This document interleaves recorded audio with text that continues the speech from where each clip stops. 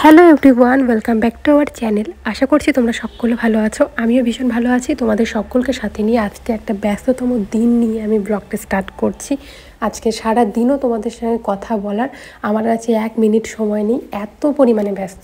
শাশুড়ি মা নেই বাড়িতে, তাই পুরো বাড়ির কাজের চাপ আমার উপর। সকালবেলা ঘুম থেকে উঠে পড়েছি, তখন বাজে 6:30। ভেবেছিলাম আজকে একটু তাড়াতাড়ি উঠবো, মানে ভোরে ভোরে উঠে কাজগুলো করব, যেহেতু ছেলেকে দেখতে হয়। কিন্তু সত্যি বলতে গেলে কি বলো তো, রাত 3টায় ছেলে উঠে পড়ে, আর ওই সময়টা এত পরিমাণে ঘুম পায় কি আর বলবো।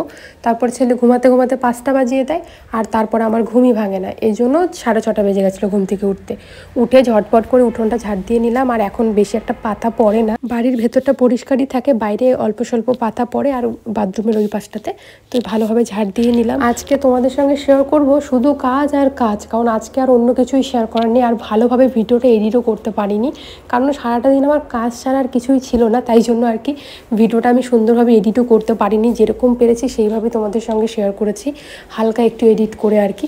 তো এই যে ঘরে এসেছি, ঘরে এসে বিছানাটা গুছিয়ে নিলাম, ঘরটা ঝাড় দিয়ে নেব। আর তোমাদের দাদাভাই ছেলেকে একটু কোলে নিয়েছে, আর বাবা বাড়িতে আছে, কিন্তু বাবার শরীরটা একটু খারাপ, বাবা শুয়েই আছে। আর বাবা না ছেলেকে কোলেও নিতে পারে না ভালোভাবে, তাই তোমাদের দাদাভাই ছেলেকে কোলে নেয়, আমি কাজ করি, এইভাবেই করতে হচ্ছে কাজগুলো। তো তোমার দাদাভাই এখনও দোকান খোলেনি, আমার এই বাসি কাজগুলো করা হবে, তারপরে ও দোকান খুলতে যাবে, আমি ছেলেকে কোলে নিব। আমার বাবাটা কই? আমার বাবাটা কই? এইটা আমার বাবাটা হাসি করছে সে। হ্যাঁ,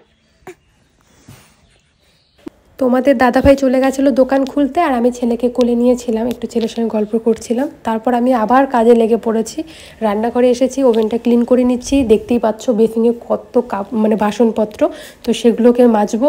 বাসন বলতে গিয়ে কাপড় বলে ফেলছে, মানে এডিট করতে গিয়েও আমার তাড়াহুড়ো শুরু হয়ে গেছে, মানে ঝটপট করে এডিট করতে হবে। কালকে করেছি ভিডিওটা, আজকে যে এডিট করে আমি আপলোড করবো এইটুকু হাতে সময় নেই, ঝটপট করে এডিট করছি আর ভয়েস ওভার দিচ্ছি আর কি। তো এদিকে দেখো আমার ওভেনটাও ক্লিন করা কমপ্লিট। এখন চলে এসেছি ডাইনিং টেবিলটা মুছে নিতে। তারপর বেশি প্রচুর বাসন, দেখতেই পাচ্ছ রাতের বাসন এগুলো। রাতে ডিম খেয়েছিলাম, ডিম বলতে তরকা রুটি খেয়েছিলাম আর কি।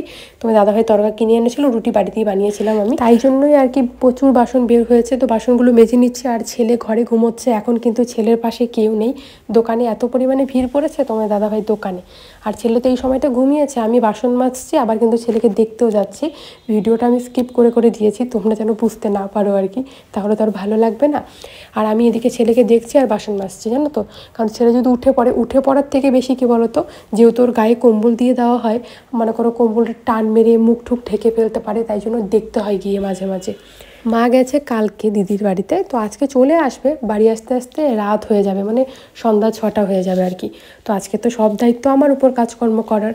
তো এদিকে দেখো কত যে ঝাড় দিতে হয়, ঘর ঝাড় দাও, উঠান ঝাড় দাও, বাথরুমের ওই পাশটা ঝাড় দাও, রান্নাঘর ঝাড় দাও, মানে এই ঝাড় দিতেই অবস্থা শেষ, মানে কোমর লেগে যায় এরকম অবস্থা।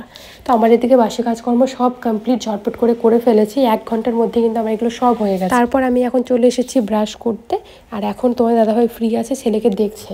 মানে ও যদি ছেলেকে না দেখে সত্যি আমার কাজ করার দম নেই, কারণ আমার ছেলে আজকে সারা দিন ঘুমায়নি, কি বলবো।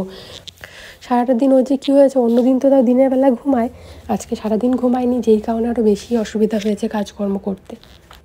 ছেলে ঘুমোচ্ছে, আর আমি বাসি কাজকর্ম যা ছিল সব করে ফেলেছি। ছেলে ঘুমোচ্ছিল, বাসন মেজে আরেকবার যখন বাসনগুলো ধুবো, ছেলেকে এসে দেখে গেছি, তারপরে বাসনগুলো ধুচ্ছিল। কারণ তোমার দাদাভাই দোকানে আছে, সকাল টাইমটা দোকানে প্রচুর ভিড় হয়। আর কালকে ছিল শুক্রবার দোকান বন্ধ থাকে। তো আজকে শনিবার, মানে বারবার, তো আজকে তো ভিড় হবেই, যেহেতু কালকের কাস্টমারগুলো আজকে আসবে, আবার আজকের কাস্টমারগুলোও আসবে। তো তাই জন্য একটু ব্যস্ত তোমার দাদাভাই, ছেলেকে দেখতে লাগছে, কাজগুলো করতে লাগছে, কারণ শাশুড়ি মা বাড়িতে নেই, মা গেছে বড়দিদের বাড়িতে। তো আজকে চলে আসবে, সন্ধ্যা 6টার দিকে চলে আসবে। তো আজকে তোমাদের সঙ্গে সারাদিন আমি বাড়িটা কিভাবে সামলাই, সেই কাজগুলো আমি ছেলেকে সামলিয়ে কিভাবে করি। কারণ ছেলে হওয়ার পর কখনো এরকম হয়নি যে একাই বাড়ির কাজটা আমি করেছি, আজকে প্রথমবার। মানে দিদির বাড়িতে মা গেছে, দরকার ছিল, তাই জন্য, না হলে যেত না আর কি। তো চলো সারাদিন কি করি শেয়ার করবো সেটাই তোমাদের সঙ্গে। আগে তো একা একাই সব করতাম, তোমরা যারা আমার পুরনো বন্ধু, যারা আমার আগের থেকে ভিডিও দেখো তারা জানবে। কিন্তু এখন আর করি না একা একা, ছেলেকে দেখতে হয় জন্য। তো আজকে আমার উপর চাপটা পড়েছে, তো আজকে সব কাজ আমাকে একা করতে হবে, ছেলেকেও দেখতে হবে। তো সকালে আজকে চা করবো না, এমনি যা কাজকর্ম ছিল বাসি সব করে ফেলেছি। ঘর ঝাড় দেওয়া, উঠোন ঝাড় দেওয়া, রান্নাঘর পরিষ্কার করা সব করা কমপ্লিট। এখন ছেলে ঘুমোচ্ছে, তো ভাবছি মুখ ধুয়ে আসলাম। একটা আমার ওষুধ আছে খালি পেটের, মানে আমার হাতে যে চুলকুনি হয়েছিল প্রেগনেন্সিতে, তো সেটা আমার প্রেগনেন্সির কারণে হয়নি, এটা আমি এমনি হয়েছে। কারণ প্রেগনেন্সির কারণে হলে এতদিনে কমে যেত, মাঝে একবার কমেও গেছিল, এখন আবার নতুন করে বের হয়েছে। তো এদিন যে বাবার বাড়িতে গেছিলাম তখন একটা হোমিও ডাক্তার আছে, খুব ভালো ওষুধ দেয়। আমার বিয়ের আগেও একবার এরকম হয়েছিল, তো ওখান থেকে ওষুধ নিয়ে এসেছি। কালো মেঘের একটা ফাইল দিয়েছি, এত তেতো কি বলবো। খালি পেটে খেতে বলেছে, একবার রাতে শোয়ার সময়, না রাতে খাওয়ার আগে খেতে বলেছে, তো 2 বার করে খাই। তো এখন যাবো সেই ফাইলটা খেতে। আর তোমার দাদাভাই পরোটা নিয়ে আসবে, তো সকালে আজকে চা করবো না, পরোটাই খাবো। আর ভাত দেখি কি দিয়ে রান্না করি, বুঝে পাচ্ছি না এখনো। তো ঘরে যা আছে তাই ঝটপট করে রান্না করব, কারণ ছেলেকে সামলাতে হবে, অত কিছু রান্না করা যাবে না। একটা বা দুটা সবজি বানাবো বাস। তো চলো দেখতে থাকো ব্লগটা। তো এটাই হচ্ছে সেই ফাইল, তো চলো এখন ফাইলটা খাই।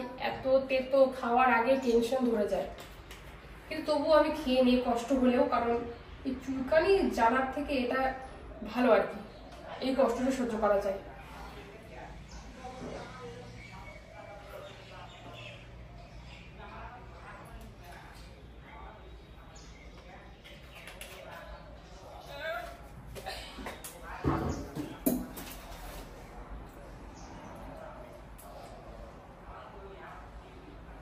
সকালে তো আজকে চা করিনি, তোমার দাদাভাই আমার জন্য পরোটা এনেছে, আর বাবা আর তোমার দাদাভাই খাচ্ছে পুরি, কারণ আমি পুরি খাবো না, পুরিতে তেল বেশি আর পরোটাতে একটু তেল কমই থাকে।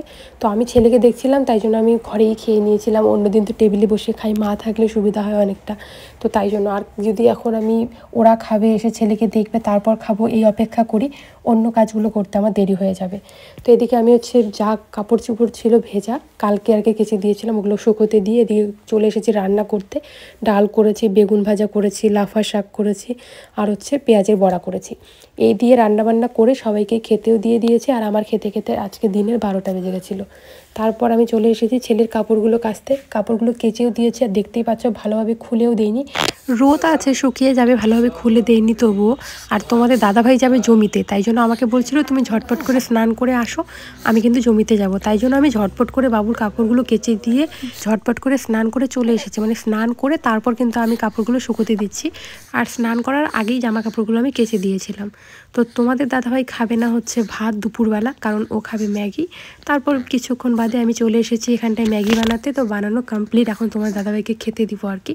আর ও হচ্ছে ম্যাগিটা খেতে ভীষণ ভালো পায়, কিন্তু ভাজাটা আর কি, স্যুপ ম্যাগিটা একদমই ভালো পায় না। তো এখন ম্যাগি খেয়ে নেক, আর আমি খাবো ভাত, কারণ আমার ভাত না খেলে ভালো লাগে না। আর আমার এখন ভাতটা খাওয়া প্রয়োজন, যেহেতু আমি আমার ছেলেকে ব্রেস্ট ফিডিং করাই, তাই জন্য আমি 2 বার করেই ভাত খাই। সকালে ভাত খেতে খেতে তো 12টা বেজে গেছিলো, আর বাসন মাজার তো সময় পাইনি। তোমার দাদাভাই চলে গেছিলো জমিতে, আমাকে বলেছে ঝটপট করে স্নান করে আসো। আর তারপর তোমাদেরকে দেখাতে চলে আসলাম আমাদের বাড়ির পাশে, কিন্তু মন্দিরের পাশে, যে আমাদের ধানগুলো হচ্ছে বের করা হচ্ছিল আর কি মেশিন দিয়ে। তো ভাবলাম চলো তোমাদের সঙ্গে শেয়ার করি। তো চলো আজকের ভিডিওটা আমি এখানে এন্ড করছি, কীরকম লাগলো জানিও।